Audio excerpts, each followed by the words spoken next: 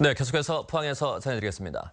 경북 동해안지역은 오늘 맑고 낮부터 기온이 조금 오르겠습니다. 낮 최고 기온은 7에서 9도로 기온이 잠깐 오름세를 보이다 모레부터 본격적인 추위가 시작되겠습니다. 동해안에는 건조주의보가 발효 중이어서 화재 예방에 유의해야 합니다. 동해 전 해상에는 풍랑주의보가 발효 중인 가운데 물결이 최고 5m로 매우 높게 일겠습니다. 아파트 공급이 넘쳐나면서 분양과 거래 시장이 꽁꽁 얼어붙었습니다. 분양가 이하로 매물이 쏟아져도 거래는 뜸합니다.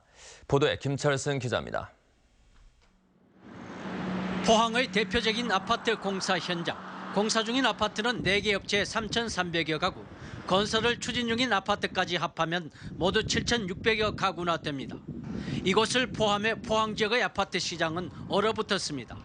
투자 차익을 보고 분양받은 주민들이 분양가보다 300만 원에서 1,000만 원 이하의 매물을 내놔도 거래는 실종됐습니다. 부동산 매매가 사서 가격이 오른다는 심리가 없어지면서 한 분양 금액에서 5% 정도가 빠지는 그런 시점입니다. 아파트 미분양 가구 수는 지난해 말 기준 1,500여 가구, 전체 분양 가구의 17%입니다. 미분양률은 오천 지역주택조합 서희 스타힐스가 86%, 흥해 화산건설이 57%, 우현동 우방 아이유쉘이 48%나 됩니다. 연도별로도 꾸준히 증가하고 특히 지난해 하반기부터 급격하게 늘어났습니다. 주택도시보증공사는 지난해 10월 경주시와 함께 포항을 미분양 관리지역으로 정해 터 매입 시 사전심사를 강화하기로 했습니다. 주택도시보증공사에서 신규 물량에 대해서 사전심사 제도를 강화함으로써 물량이라는 게 좀 조정될 것으로 그렇게 봅니다. 아파트 시장은 대규모 입주가 시작되는 내년이 더 심각합니다.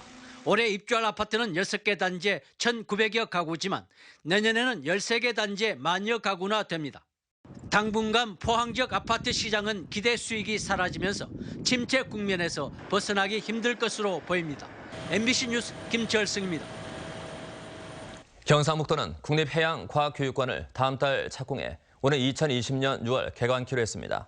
울진군 축배면 후정해수욕장 인근 11만 제곱미터에 들어설 국립해양과학관은 건축 연면적 12,000여 제곱미터에 지상 3층으로 국비와 지방비 등 모두 1,045억 원이 투입됩니다. 국립해양과학교육관은 전시와 교육 기능을 갖춘 과학관 한 동과 50명을 수용할 수 있는 숙박시설 한 동, 그리고 6m 깊이에서 바닷속 풍경을 볼 수 있는 해중 전망대로 구성돼 청소년들의 해양과학 교육 공간으로 기대됩니다. 포항시가 과거 포항제철 근로자들의 자전거 도로인 해동로의 7080 테마 거리를 조성합니다.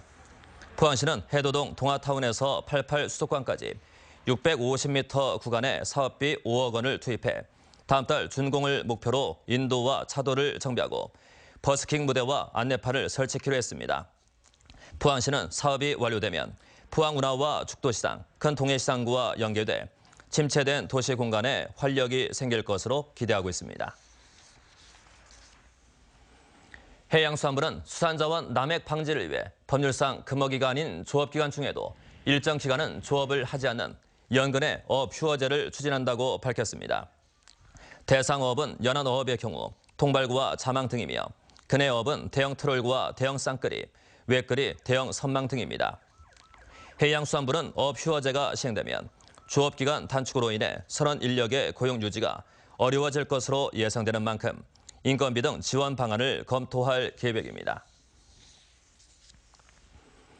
포항시는 구룡포 과메기 문화관과 구룡포 청소년 수련관 등 5곳이 올해 국민안전처와 경상북도로부터 공공건축물 지진 안전성 인증을 받았다고 밝혔습니다. 지난해 안전성 인증을 획득한 포은중앙도서관 등 3곳을 포함하면 인증 건물은 모두 8곳으로 안동시 2곳, 경주시 1곳과 비교하면 도내에서 가장 많다고 설명했습니다. 공공건축물 지진 안전성 표시제는 국민안전처가 시민에게 안전한 건축물에 대한 정보를 제공하기 위해 마련된 제도입니다. 네, 이상으로 MBC 뉴스를 마칩니다. 감사합니다.